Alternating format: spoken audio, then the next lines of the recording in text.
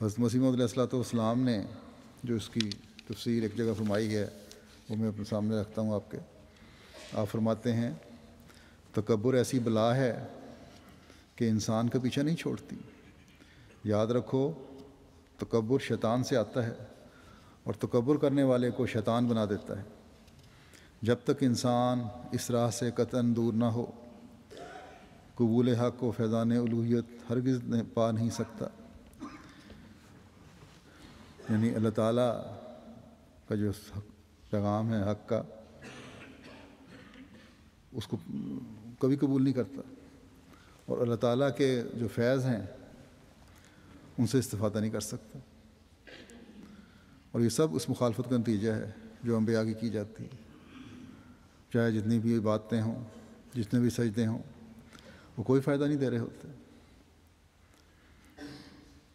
حضرت مسیح علیہ الصلوۃ والسلام نے فرمایا ہے تم میری مخالفت میں اور مجھے بدعائیں دینے کے لیے سجدے کرو اور ناکیں رگڑ لو. تمہاری ناکیں گل جائیں گی لیکن تم مجھے کوئی نقصان نہیں پہنچا سکتے. پھر فرماتے ہیں کیونکہ یہ تکبر اس کی راہ میں روک ہو جاتا ہے. بس کسی طرح سے بھی تکبر نہیں کرنا چاہیے، علم کے لحاظ سے، نہ دولت کے لحاظ سے، نہ وجاہت کے لحاظ سے، نہ ذات اور خاندان اور حسب نسب کی وجہ سے، کیونکہ زیادہ تر تکبر انہی باتوں سے پیدا ہوتا ہے. جب تک انسان اپنے آپ کو ان گھمنڈوں سے پاک و صاف نہ کرے گا اس وقت تک وہ اللہ جل شانہ کے نزدیک پسندیدہ و برگزیدہ نہیں ہو سکتا، اور وہ معرفت الہی جو جذبات نفسانی کے مواد ردیہ کو جلا دیتی ہے اس کو عطا نہیں ہو سکتی. یہ کھوکھلے علم جو ہیں یہ صرف کھوکھلے علم ہی رہتے ہیں، معرفت نہیں مل سکتی ان کو. فرمایا کیونکہ گھمنڈ شیطان کا حصہ ہے، اس کو اللہ تعالیٰ پسند نہیں کرتا. شیطان نے بھی یہی گھمنڈ کیا اور اپنے آپ کو آدم علیہ السلام سے بڑا سمجھا اور کہہ دیا انا خیر منہ خلقتنی من نار و خلقتہ من طین.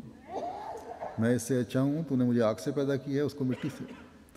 نتیجہ اس کا یہ ہوا کہ بارگاہ الہی سے مردود ہو گیا. اس لیے ہر ایک کو اس سے بچنا چاہیے. جب تک انسان کو کامل معرفت الہی حاصل نہ ہو وہ لغزش کھاتا ہے اور اس سے متنبع نہیں ہوتا. مگر معرفت الہی جس کو حاصل ہو جائے اگرچہ اس سے کوئی لغزش ہو بھی جاوے تب بھی اللہ تعالیٰ اس کی محافظت کرتا ہے. بس یہ جو مخالفین ہیں انبیاء کے مخالفین ہوتے ہیں یا حضرت مسیح موعود علیہ الصلوۃ والسلام کے مخالفین ہیں، یہ ان کا یہ تکبر ہے اور یہ کبھی بھی اللہ تعالیٰ کی حفاظت میں نہیں رہ سکتے بلکہ شیطان کے گود میں گرتے چلے جاتے ہیں. فرمایا چنانچہ آدم علیہ السلام نے اپنی لغزش پر اپنی کمزوری کا اعتراف کیا اور سمجھ لیا کہ سوائے فضل الہی کے کچھ نہیں ہو سکتا. اس لیے دعا کر کے وہ اللہ تعالیٰ کے فضل کا وارث ہوا. ربنا ظلمنا انفسنا وان لم تغفر لنا وترحمنا لنکونن من الخاسرین. اے ہمارے رب، ہم نے اپنی جانوں پر ظلم کیا، اگر تیری حفاظت ہمیں نہ بچاوے اور تیرا رحم ہماری دستگیری نہ کرے تو ہم ضرور ٹوٹے ہوئے میں سے ہو جائیں.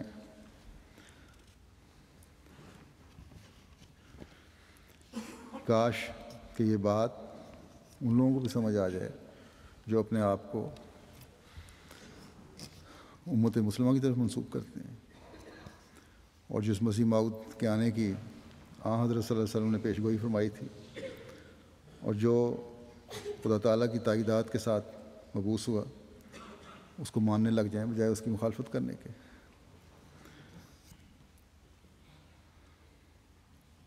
باغیانہ خیالات کے لوگوں کے پیچھے چل کر زمانے کے امام کو نقصان پہنچانے کی کوشش کرنے کے بجائے اس کو ماننے کی طرف توجہ دیں. حضرت مسیح موعود علیہ الصلوۃ والسلام نے بارہا فرمایا ہے کہ اگر یہ خدائی سلسلہ نہ ہوتا تو کب کا ختم ہو چکا ہوتا. بس مسیح موعود کی مخالفت کے بجائے آدم کی دعا پر غور کریں.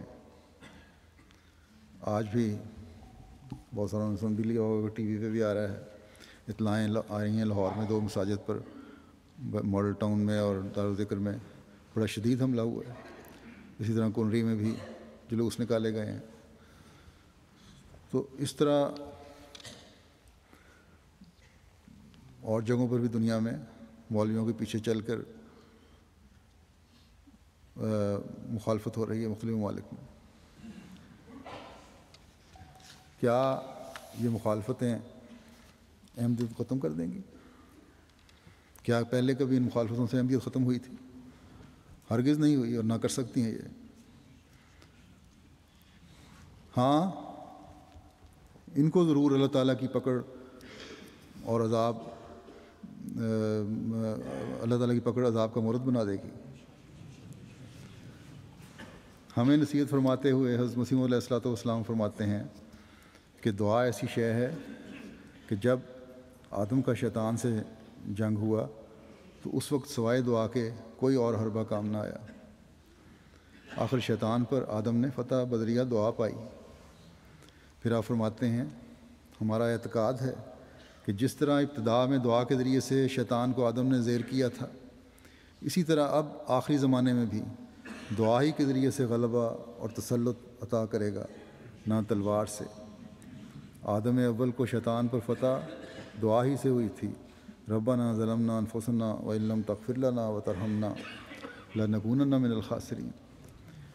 اے ہمارے رب، ہم نے اپنی جانوں پر ظلم کیا، اگر تو ہمیں نہیں بخشے گا اور ہم پر رحم نہیں کرے گا تو ہم خسارہ اٹھانے والوں میں سے ہوں گے.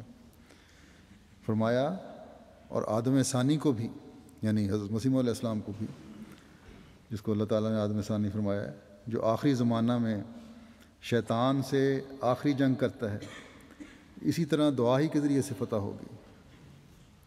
بس جب یہ دشمنیاں بڑھ رہی ہیں، بلکہ دشمنی میں بعض جگہ کئی گنا اضافہ ہو چکا ہے، معمولی اضافہ نہیں ہے،